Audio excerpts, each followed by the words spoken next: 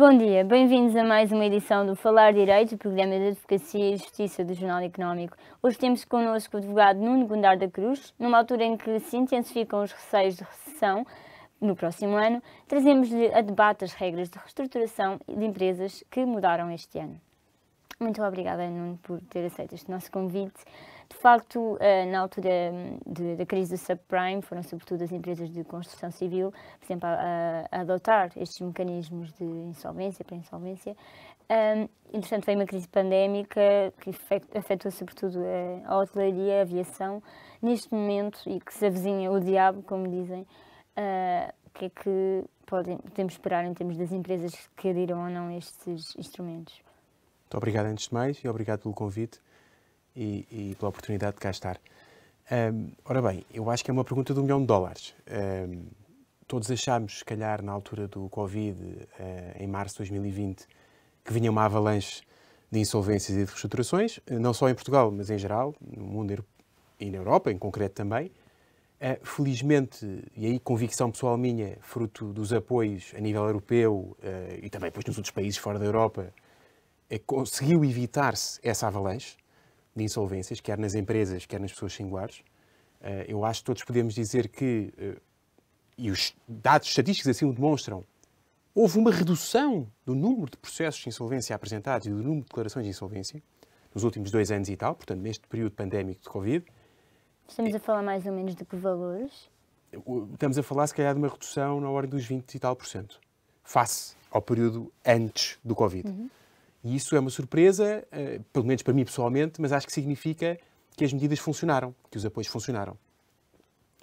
A verdade é que nós, saídos da crise pandémica, entramos noutra crise, que já tinha efeitos que estavam relacionados com a crise pandémica, que foi esta questão da inflação, mas agora esta situação de invasão da Ucrânia e os bottlenecks que daqui resultam, às cadeias de produção, veio acrescentar uma probabilidade de recessão ou uma probabilidade de crise, esperemos que seja só económica e não seja financeira e passageira, maior.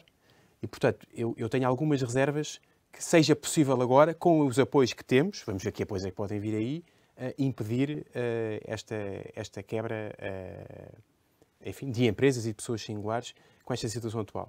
Como dizia muito bem, e agora respondendo à sua pergunta, a crise do subprime, na altura, em 2008, nos Estados Unidos, e depois em Portugal, começou ali a sentir-se quando foi também a entrada do FMI em 2010, 11, 12, e depois 13, 14, aqueles anos subsequentes, foi de facto o setor da construção civil e o setor relacionado foi dos mais afetados. Achava-se na crise pandémica ia ser o turismo. O turismo aparentemente estava relativamente saudável e aguentou-se, e tudo aponta para números fantásticos no turismo este ano e se calhar até nos próximos anos.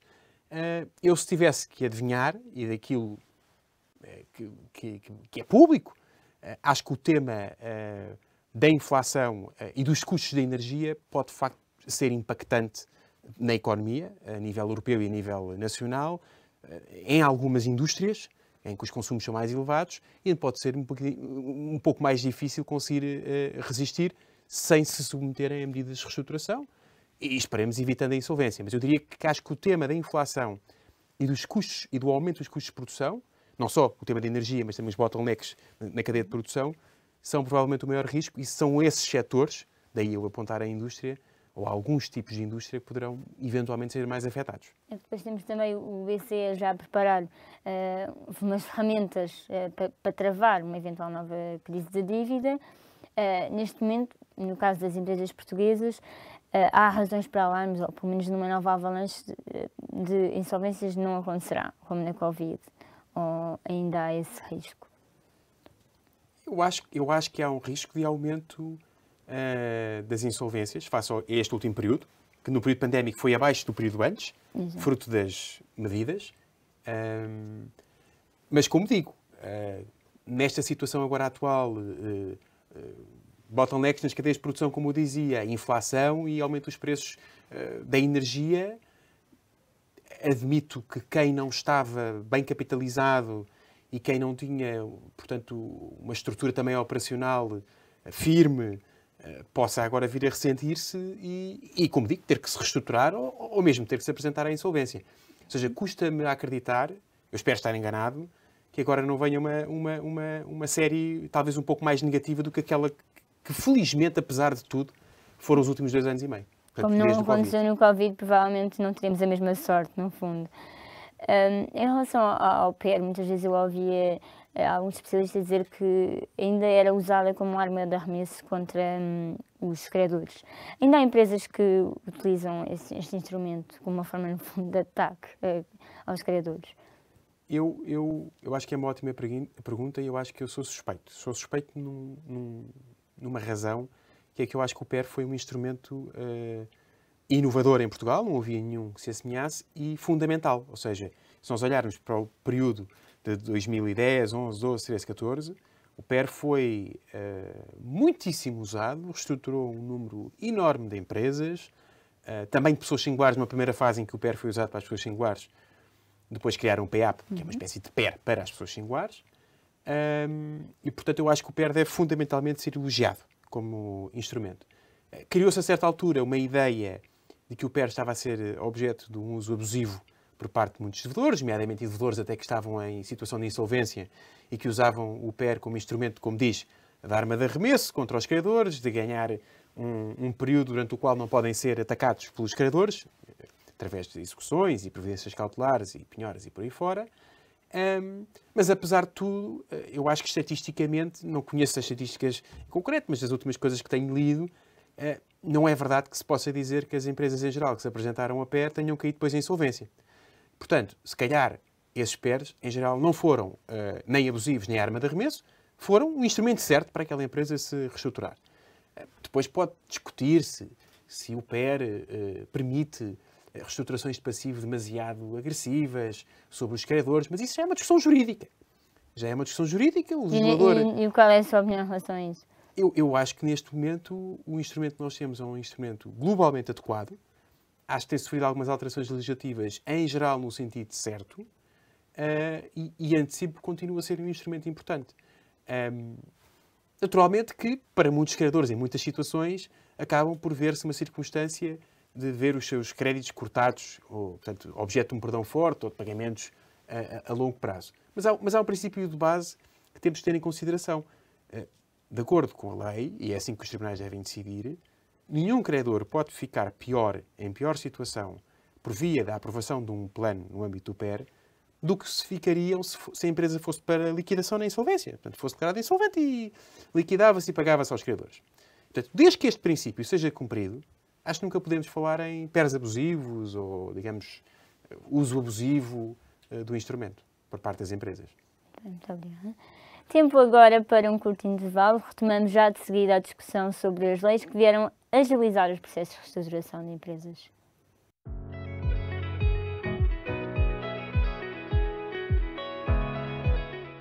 Regressamos à emissão com a presença de Nuno Gondar da Cruz, que coordena a equipa de reestruturação e insolvência da Sociedade de Advogados Morais Leitão. Há pouco falávamos das mudanças do PER, a sequência de alterações legislativas do PER, e se é ou não um instrumento que está a ser utilizado de forma abusiva. Mas eis que em abril, então, há a última alteração, pelo menos cá em Portugal, com a transposição da Diretiva Europeia.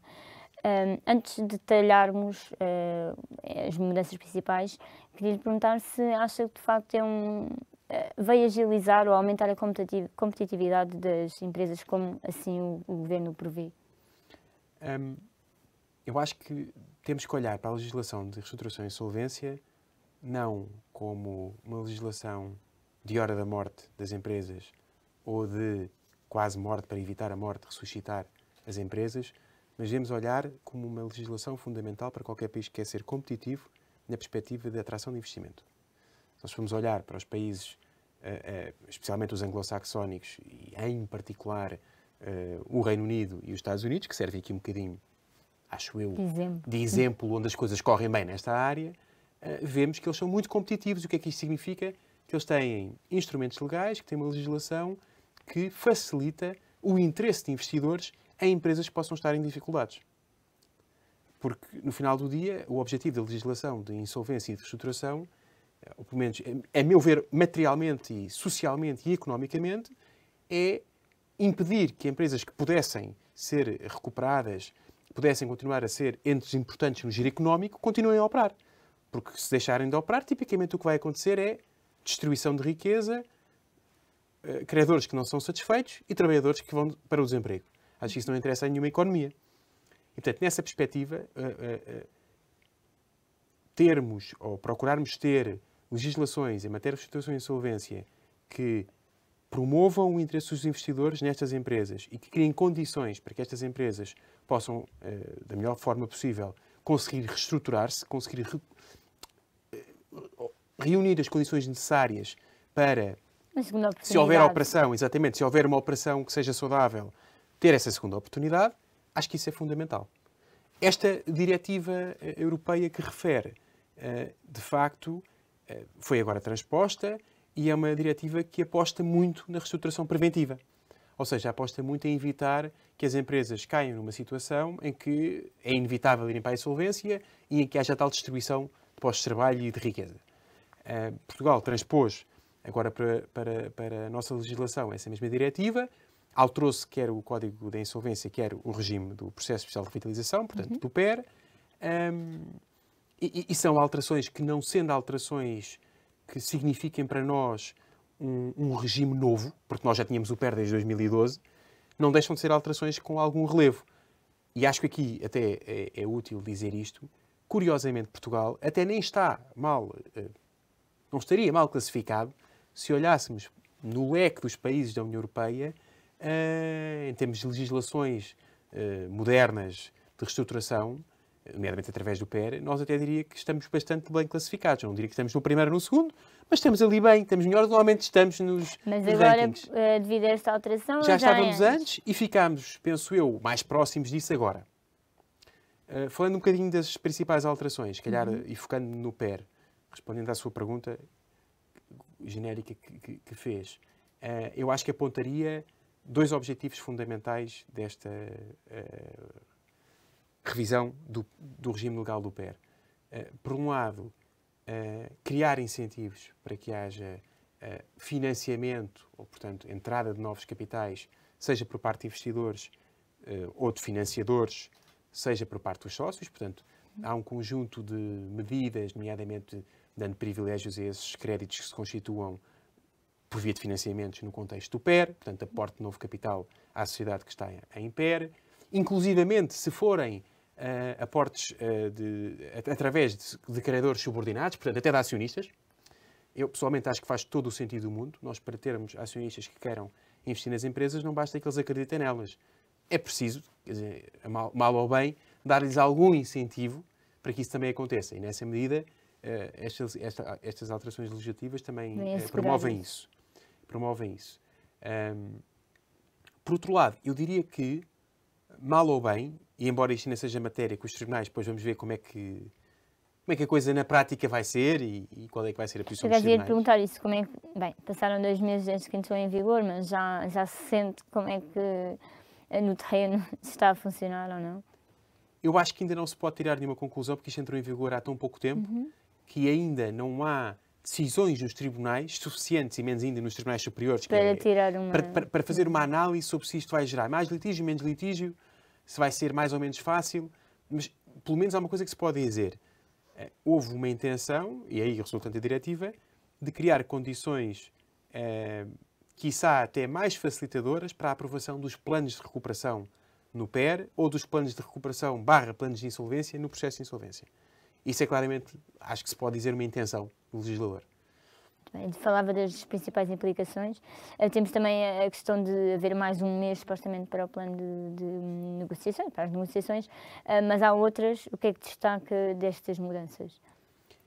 Eu acho que aquelas que eu já destaquei são as mais importantes. Pois há um tema, enfim, mas é um tema muito jurídico, que é que se passa a trazer para Portugal a chamada classificação por classes de credores, a chamada categorização de credores, um bocadinho seguindo aquilo que se passa nos Estados Unidos da América. Mas isso foi uma questão de necessidade de harmonização ou uniformização? Ou seja, a ideia da diretiva é tentar, de alguma forma, aproximar mais os regimes de reestruturação preventiva em particular, mas também de insolvência dentro da União Europeia. Porque se nós formos ver, de facto, os regimes ainda são bastante diferentes. E isso pode ser um aspecto de redução da competitividade da União Europeia, enquanto atrativo para investidores. E, em relação aos Estados-membros, não sei em que ponto está a transposição dos quadros legislativos da diretiva europeia nos outros Estados-membros, mas Portugal está num bom caminho neste sentido e em termos comparativos da lei que resultou daí, é um bom exemplo. Eu acho que sim. Eu acho que se pode considerar um bom exemplo. Acho que há vários aspectos a melhorar, mas acho que se quisesse apontar problemas principais da nossa legislação em matéria de reestruturação e em matéria de insolvência, se calhar mais do que apontar questões de detalhes de legislação, apontaria, se calhar, a necessidade de maior especialização nos vários atores, seja advogados, outro tipo de assessores e os tribunais, portanto, os juízes de comércio, e, por outro lado, que haja, dentro da justiça, meios humanos suficientes para dar vazão aos processos que há. Acho que esse é, se calhar, o aspecto em que nós estamos mais atrasados face aos países em que as coisas correm melhor. Ou seja, por vezes torna-se difícil explicar a quem queira olhar para estes assuntos em Portugal que as pendências demorem X anos. Isso em si, por exemplo, na perspectiva de um investidor, pode ser um entrave, uma desvantagem. E, portanto, eu, se calhar, mais do que olhar para a legislação, eu olharia para... Já teve desses casos? Sem dúvida, sem dúvida, sem dúvida. E mais do que olhar para a legislação, acho que se houvesse algo para apostar, em vez de mudar a legislação só, meios humanos, especialização, tornar as coisas mais céleres, mais previsíveis. Temas que poderá acompanhar já de seguida, depois de uma pausa de breves segundos. Continua desse lado.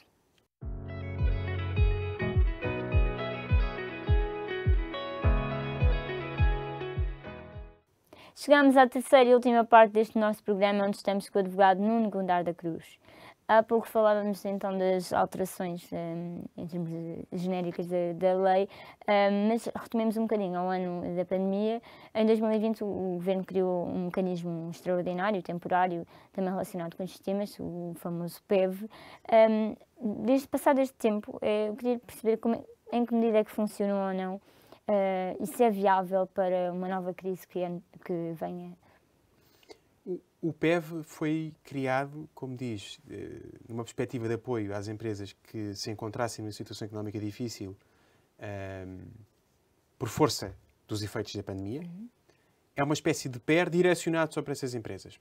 Ou seja, se eu tivesse de dizer o essencial sobre o PEV, assim, numa linha, eu diria que é a fórmula que é encontrada para, considerando que o PER não é para ser usado para empresas cuja situação já seja de apresentação à insolvência, ou seja, de insolvência atual e, portanto, devem seguir a apresentação à insolvência, para as empresas que se tenham encontrado nessa situação económica difícil e que, portanto, não podem seguir o PER porque já estão em situação que já não podem, então criou-se o PEV. O PEV tinha como característica essencial ser urgentíssimo, ou seja, ainda mais urgente que o PER e que o próprio processo de insolvência. Eu diria que acabou por ser um instrumento ainda pouco utilizado. E porquê? É utilizado menos vezes do que aquilo que seria de esperar. Como fruto dos apoios, até tivemos uma redução nas pendências de novos PERs e de novos processos de insolvência. Curiosamente, ou não, por este efeito, acabou por ser um instrumento que não teve nenhuma avalanche de uso, de maneira nenhuma, porque também havia menos empresas que sentissem a necessidade disso. Vamos ver agora, enfim, neste novo quadro. Um PEV 2.2. É possível que venha a acontecer. É possível que venha a acontecer justamente por isso. Porque, entretanto, saímos de uma crise pandémica que achávamos, ok, daqui vai ser sempre a subir. E se calhar não é bem assim. Fruto desta nova conjuntura, destes novos efeitos. E a questão das moratórias também era uma altura muito apontada pelos advogados, ou seja, depois de acabarem as moratórias de crédito é que se vai ver o real impacto nas empresas. A verdade é que, entretanto, acabaram. Enquanto assessor de empresas e daquelas que recorreram a estes mecanismos, houve de facto, agora já se pode avaliar se houve um impacto mais forte ou não? Eu acho que é cedo para fazer uma análise individual, ou seja, isolada, dos efeitos que isso pode ter, ou seja, o acabar, o término das moratórias nas empresas. Passou pouco tempo.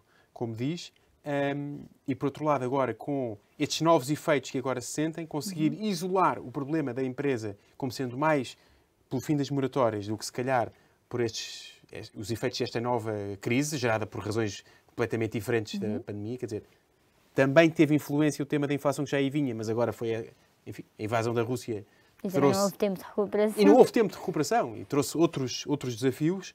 Eu acho que é difícil dizer que é provável que se venham a sentir na economia em breve já efeitos dessas moratórias. Agora, se me perguntar se eu acho que tudo em conjugação, o efeito do fim das moratórias, mais esta nova crise, entretanto, com estes novos efeitos, se pode trazer novos desafios e problemas às empresas, pois admito que sim. O que é que diria um empresário que está numa situação mais débil da tesouraria da sua empresa neste momento? Sem dúvida, e numa resposta muito direta, que lhe olhe para a empresa agora. Ou seja, em Portugal há uma tendência, se calhar até havia mais há uns anos, o PER veio ajudar nesse sentido, para os empresários não olharem para o problema no momento em que deve ser olhado. Porque quanto mais cedo se tomar decisões, quanto mais cedo se fizer uma reestruturação, seja ela de passivo, seja ela da atividade, melhor. Maior é a probabilidade de sucesso. E se calhar até há alguns anos, e sentiu-se muito na crise de 2011, 12, 13, por aí fora, as empresas acabaram, muitas delas, por ir tarde demais tentar recuperar-se. E daí os resultados os desfechos foram menos satisfatórios. E, portanto, eu acho que aquilo que é a mensagem fundamental para um empresário é antes agora do que amanhã. Portanto, não faças amanhã o que podes fazer hoje. Para amanhã o que pode fazer Exatamente. hoje. Ainda que o nosso foco sejam as empresas, e é isso que temos estado aqui a falar, há também mudanças ao nível dos particulares, das famílias. Então, o que é que pode sintetizar destas mudanças para os particulares? Eu diria que a mudança principal é a redução do prazo da exoneração do passivo restante. Ou seja, nós temos a possibilidade em Portugal do chamado novo início, fresh start, que é o quê? Que é a possibilidade de alguém que tenha um conjunto de dívidas, e depois, enfim, depende do tipo de dívidas, mas assim, genericamente, um conjunto de dívidas, possa apresentar-se à insolvência,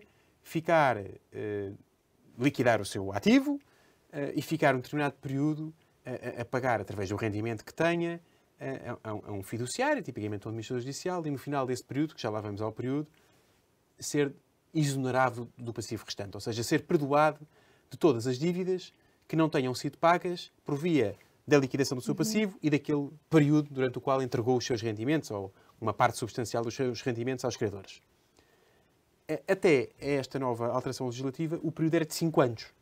E, portanto, o que significava é a pessoa apresentava-se à insolvência, o seu ativo era liquidado e servia para pagar aos credores, e depois ficava 5 anos a entregar o seu rendimento, ou a parte substancial do seu rendimento, para depois, no final do dia, esse dinheiro ser usado para pagar aos credores e, não se pagando todos os créditos, tinha a oportunidade da exoneração do passivo restante. Esse tal perdão.